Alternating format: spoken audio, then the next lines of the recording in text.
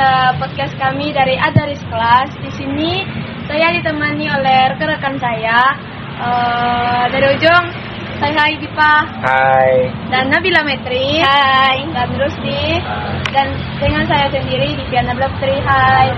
Di sini kami ditemani oleh pelatih renang dasar yaitu Kak Dita. Hai. Halo Kak Dita. Gimana kabarnya Kak? Alhamdulillah baik.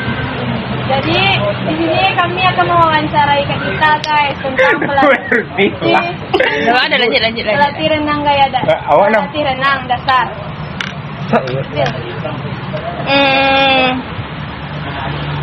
Apa dah Kak? Perkenalkan dong profil Kakak dulu. Perkenalkan, nama Kakak Dita Ramadhani, bisa dipanggil Coach Dita.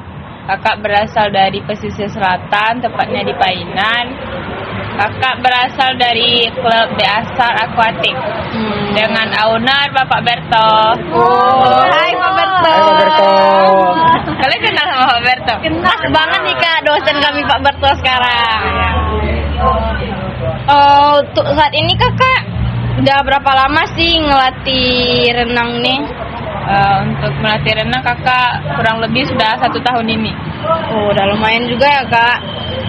Itu Kakak ngelatih anak SD atau yang udah dewasa atau gimana Kak? Untuk sekarang Kakak ngelatih TK sama anak SD. Jadi gini Kak, di olahraga renang tuh kan ada yang udah pandai renang, ada yang tidak pandai berenang. Jadi gimana cara Kakak melatih dari yang tidak bisa berenang menjadi bisa berenang? Yang pertama kali itu mengenali dulu mungkin anaknya ya gimana nya. Misalnya seperti Kakak mengajarkan anak SD. Nah, kenakan seperti dia dulu kalau sebelum berenang itu ada pemanasannya.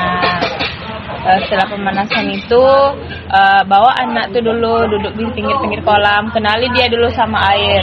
Biar dia waktu berenang tidak terkejut tubuhnya dengan suhu air gitu. Nah, kalau Kakak pribadi kalau setelah duduk di tepi kolam tuh kan anak kecil itu ambil tangannya air pakai tangannya gini 2. Habis itu airnya ditiup buat gelembung-gelembung. Nah, air kecil-kecil itu. Jadi dia itu bisa latihan sambil bermain. Jadi anak-anak itu tidak bosan. Karena kan anak kecil kan cenderung bosan kan kalau terlalu monoton.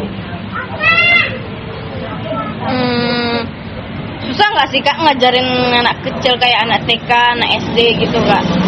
Ya, kalau untuk Kakak pribadi lebih sabar sih untuk ngajarin anak kecil, iya. Jadi kan anak kecil ini kan biasanya ada yang kayak sering cerewet atau nangis gitu kan Kak, kan susah diajarkan kan, kadang kan suka bosan duluan. Pasti ada anak kecil tuh yang kayak trauma atau takut sama air Kak. Gimana sih Kakak itu beradaptasi yang kayak anak yang trauma tuh menjadi yang tidak trauma lagi? Ya kalau Kakak itu tadi sih ajak anak itu main-main. Jadi waktu latihan itu disambilkan juga dengan bermain. Contohnya saja Kakak ada sekarang ngelatih anak TK. Nah, dia itu klub.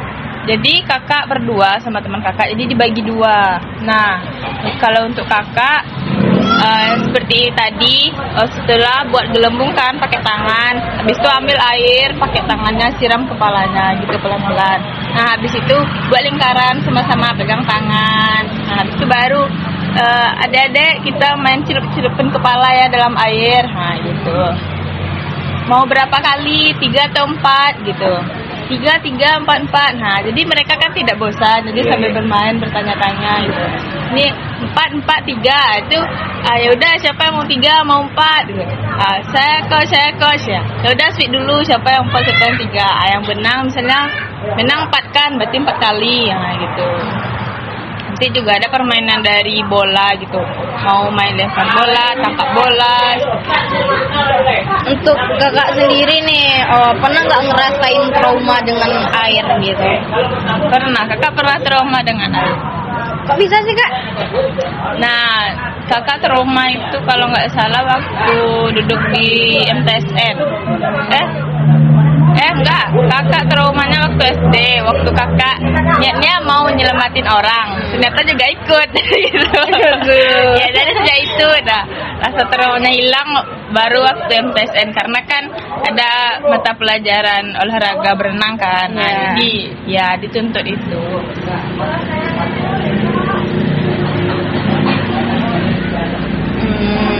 Kan apa namanya tuh? Kok diam-diam aja sih kalian? Iya. Aus ya? Dari teman kita nih kan ada tuh Kak yang ini alami trauma ya kan. Nah, jadi tanya ke Kak nih apa tipsnya biar berenang tuh lebih kayak salah enjoy gitu. Iya. Tipsnya apa gitu. Nah, jadi Kak, aku kan dari kecil udah nggak bisa berenang gitu, pernah hanyut juga gitu kan. Jadi tipsnya itu buat nggak trauma lagi itu gimana? Supaya bisa gitu lancar kalau berenang. Kakak kan juga pernah nih di trauma kan sama air. Kalau untuk kakak sih coba tekankan di Rusdi, nggak mungkin Rusdi seperti ini terus. Kenapa?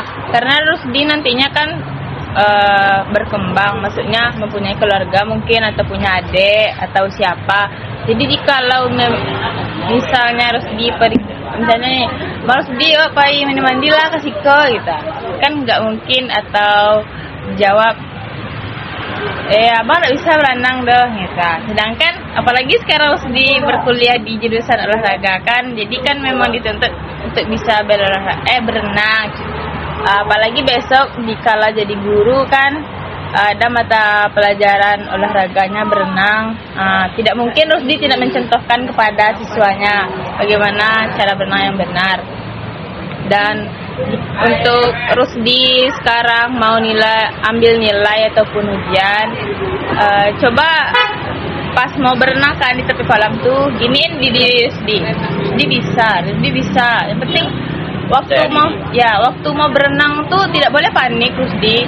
Kalau berenang tuh tenang, tidak boleh panik. Jadi walaupun tidak di kedalaman yang lebih dalam, jangan panik. Pas panik tuh kan langsung sadar, tidak boleh panik, tenang. Kakak waktu ujian gitu, pas udah sampai dalam baru kakak itu baru berenang lagi kan. Kalau di sini kan kolamnya lebih dalam daripada kakak di kampung. Gitu kakak, tenang dah. Akhirnya sampai ujung. Yakin Rusdi tidak akan menyesal, apalagi kalau Rusdi rajin latihan. Kalau Rusdi latihan coba bawa temannya juga. Jadi kayak Rusdi berenang kan di bawah, temannya di atas gitu, sambil bilang saat Rusdi panik, dia bilang tanang Rusdi gitu. Jadi kan setidaknya terdengar sama Rusdi bahwa Rusdi itu harus tenang, tidak boleh panik saat berenang gitu. Paham? Usaha Rusdi pasti kalau usaha insya Allah bisa. Yang penting jalani aja dulu dan coba terus. Iya. Nah, di sini Dipa mau nanya Kak. Dari semester berapa sih Kakak ikut klub renang? Kakak ikut klub renang dari tahun 2023 semester 5. Semester 5. Iya, semester 5 ya. Di situ 4 Kak, masuk 5. di situ pasti ya Kak kan itu adalah tantangan untuk kakak tersendiri. Nah, tantangan dari kakak ngelatih itu apa gitu? Tantangannya yang pertama sabar. Kenapa? Karena kan sikap anak-anak tuh berbeda-beda. Apalagi anak TK kan, belum lagi mau dipegang aja tuh Kak, pakai teriak ya kan. Nah, kadang ada juga gurunya mungkin jangan coach, ini anak ini gitu. Jadi kayak itu gimana cara melatihnya kalau dilarang gitu kan. Yeah. Padahal kadang kan memang anak kecil suka bermain gitu. Karena dipanggil contohnya nih, bila sini lagi ya sama coach kita belajar gitu kan. Nggak mau. Ini memang harus sabar, kayak di kolam itu jadi pelatih iya, jadi orang tua iya. Karena kan tanggung jawabnya juga besar ya Kak. Ya, karena kan kalau dia di dalam air kan nggak boleh buang air kecil di dalam air dan lain-lain. Jadi guys mau buang air kecil, kita yang bawa dia ke ruang buang air kecil gitu. Baik dari buang air kecil, ingusnya atau apapun, kita juga ikut membersihkan gitu. Kadang kan gurunya juga tidak selalu memperhatikan semua muridnya. Iya. Jadi kan itu Kak, kayak dari anak kecil, remaja atau dewasa, kenapa sih Kakak memilih untuk menjadi coach anak kecil gitu? Kebetulan Kakak lagi dapat job yang kecil. Oh, gitu. Kayak request sendiri pengen ngajarin anak kecil kan. Bisa Kakak belajar yang besar. Tapi kalau udah kelas 5 ke atas, sejenis lagi sama kakak kelaminnya. Kan nggak mungkin kan, karena kan kalau berenang kan otomatis dipegang kan. Iya nih. Untuk teman-teman ada nggak nih mau nanya kakak nih? Nanya, gini Kak, seandainya Kak, Dipa ingin gabung juga ke klub renang, nah gimana caranya Kak? Iya. Nah, seandainya kalau kami nantinya ingin, mana tahuan Kak, jadi pengen juga kan kayak Kakak. Kalau mau masuk klub renang, kalau menurut kakak yang pertama mungkin betulin dulu teknik renangnya. Habis itu rasanya kalau memang niat dan mampu, habis itu bisa profesional, kenapa tidak mencoba saja kalau memang iya rasanya kan. Karena kan kalau tidak dicoba nanti, siapa namanya tadi? Aldipa juga nggak akan tahu kan gimana hasilnya. Terus nanti kan akan bekerja dan bekerja sama tim kan, jadi rasanya bisa nggak gitu kalau saya ini sama ini cocok nggak gitu, karena kan nanti kan kepala aja sama-sama hitam, tapi kan isinya beda-beda kan. Sekarang mungkin di pikirannya nggak kesini aja kan, ceweknya mungkin Kan ceweknya atau pikirannya kan. Betul kali kakak nih. Kami ini Kak pengen dengar cerita kakak dong, perjalanan sebelum kakak, pokoknya proses kakak sampai jadi masuk klub renang nih lah, gimana sih ceritanya gitu Kak? Kalau kakak waktu itu, karena ini kan ownernya Pak Berto kan. Nah waktu di dasar kakak sama Pak Berto. Nah waktu pembelajaran kakak bukan sama Pak Berto, sama dosen PO yang lain. Tetapi Pak Berto ada kayak lihat kakak dari jauh. Habis itu pas setelah kakak UAS, nah Pak Berto gini, Dita coba berenang dari ujung situ ke babak kelas, pakai teknik. Udah pakai teknik pulang sekali kan. Habis itu awalnya bebasnya kaki masih kurang, habis itu coba lagi. Habis itu baru bilang masuk klub, kata bapaknya nggak apa-apa. Karena kan kalau kakak waktu itu kakak nggak kakak direkomendasikan sama Pak Berto, tapi kan karena direkomendasikan kan dilihat juga kemampuannya di mana. Yes. Habis itu mungkin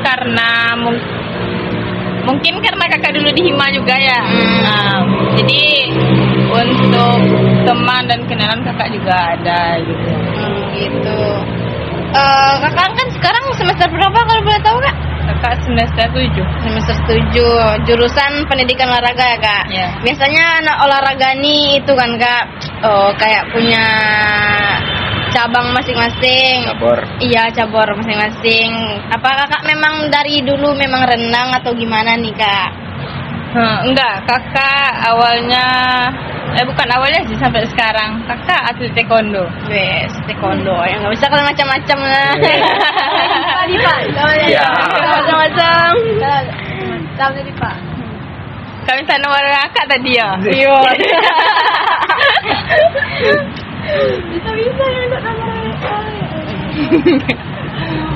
Lagi teman-teman. Nah guys, ada yang mau ditanya lagi?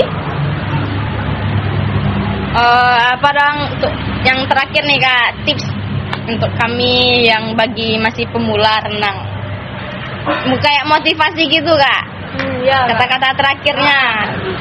Kata-kata terakhir. Kata-kata. Semacam motivasi. Iya, ya, kayak Kak? Ah. Kalau untuk berenang, usahakan sebelum berenang, misalnya hari Selasa mau berenang, hari Seninnya jangan begadang. Habis itu sebelum berenang, misalnya berenang jam 9, jangan makannya jam setengah 9, nanti perutnya kram. Nah,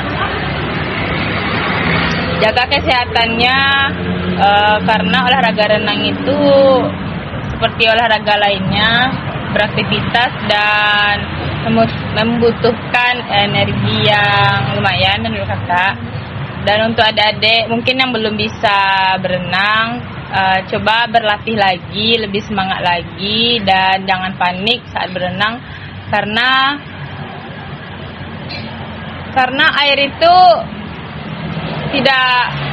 tidak akan membuat kalian takut jika diri kalian sendiri yang tidak takut. Ya, jadi memang harus tenang berenang itu. Jadi berenang itu tidak usah terburu-buru, karena kan kalian ujian juga nggak pakai waktu kan? Iya, Kak. Nah, yang penting kalian sampai. Ya, itu aja menurut kakak. Intinya Oke. percaya diri ya, jangan Kak. Dah? Oke guys, itulah sekian wawancara kami dengan Kak Dita, pelatih renang dasar. Sekian, terima kasih dari kami Podcast Adoris Class. See you See you. next time.